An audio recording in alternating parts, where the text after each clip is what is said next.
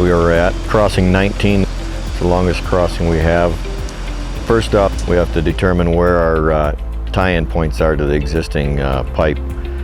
We demo that pipe out, taking care to save the two end pieces of the spigot and the bell that we tie onto on either end. Then we take out the existing pipe supports that are called to be removed, or if they're called to stay in place, we rework that pipe support to have the new saddle put on top of it. Then we'll lay out for new pipe supports and put those bases in, as well as put the saddles themselves on so that they're ready to go, so the pipe just can set right in there.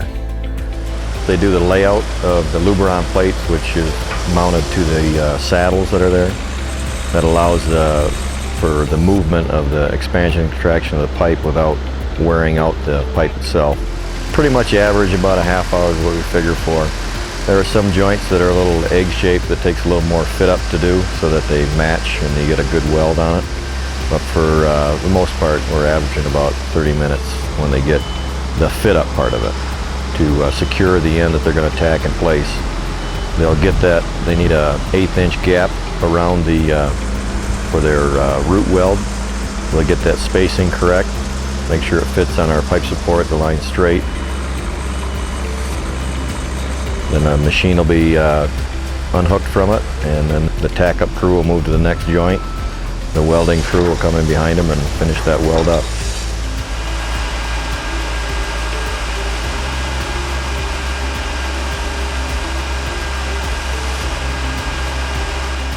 The buried pipe has lasted and is still in good shape.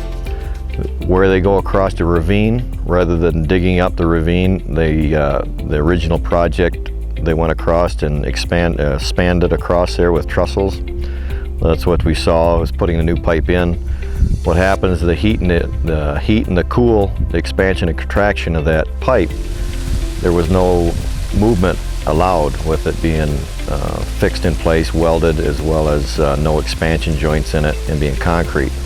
The elements deteriorated it to where the concrete popped off, and then the metal that you can see behind me here started deteriorating and rotting, and then you had leaks in the pipe, and that's why we're replacing it today with just steel pipe. And in the middle, that joint that they were actually fitting up that we watched, that was an expansion joint right to the north of it. And that we're putting that in, that allows movement of the pipe, and that takes up that movement and allows it to move back and forth, and hoping to get a lot more life out of it. The new pipe will last a whole lot longer than the old pipe did. There's also maintenance capabilities with this. We got manways in there where they can go and inspect to do any maintenance that they need to do along the way over the years.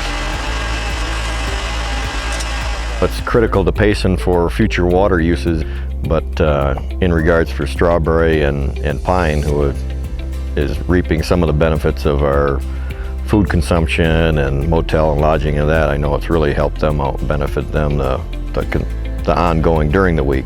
We think we got it tough now in some of my work I do, but they really physically had it tough back then, all of this project here. What you're looking at here is what's left over of our crushed pipe that I was standing in front of last Thursday. We've crushed all the concrete off it, disposed of the concrete. Now all we have left is to haul off the remaining steel for scrap. That should happen this week, and then most of our demoed pipe will be disposed of. December 15th is when we have to be completed.